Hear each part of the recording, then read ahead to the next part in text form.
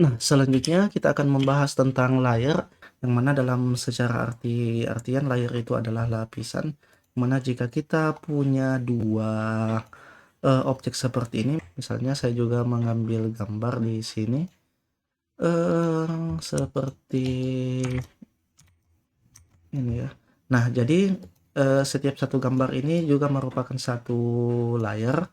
Nah, jadi layer itu adalah lapisan yang mana jika kita ingin membuat layer yang di tengah ini menjadi paling atas, kita klik kanan kemudian kita arrange dan move to front. Atau jika ingin lebih simpelnya lagi, kita berada di samping kita berada di menu layar di samping kiri ini. Jika teman-teman tidak memiliki menu layar ini, silakan ke menu view. Kemudian silakan checklist show layar. Jadi misalnya saya uncheck di sini maka layar akan hilang. Dan jika teman-teman tidak muncul, coba klik studio kemudian layar seperti ini. Nah, maka akan muncul. Nah, kemudian juga ajaibnya di Affinity Designer ini untuk melakukan masking seperti ini, masking atau kita memasukkan objek ke dalam kotak ini, ke dalam objek seperti ini. Nah, maka objek kita sudah berada di dalam atau di masking, yang mana masking atau dalam artian topeng, yang mana gambar ini berada di dalam objek kotak kita seperti ini, yang mana ini akan sangat bermanfaat nantinya jika kita akan membuat desain. Dan kemudian di sini juga ada effects untuk yang di bawah sini. Effects jika teman-teman tidak muncul lagi, silakan di view kemudian studio dan munculkan centang effects di sini. Nah, misalnya effects ini kita ingin membuat dia blur seperti ini, maka objek kita akan blur. Kemudian kita ingin memberikan shadow, outer shadow, atau untuk outer shadow ini bayangan berada di luar seperti ini, kita hilangkan dulu blurnya biar lebih mudah. Nah, seperti ini. Nah, ini sudah ada bayangannya dan seterusnya, yang mana beberapa efek ini akan kita gunakan dalam mendesain nanti ke depannya. Dan di sini juga ada style.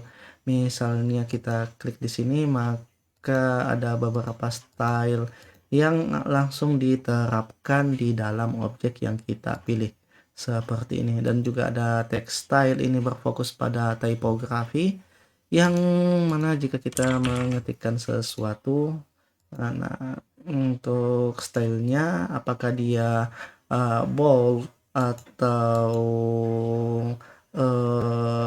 reguler dan sebagainya ada di sini. Dan juga di sini kita bisa, dan ini juga fitur, dan salah satu fitur unggulan juga di Affinity Designer, kita bisa mencari aset gambar langsung dari aplikasinya, yang mana kita bisa mencarinya di pexels.com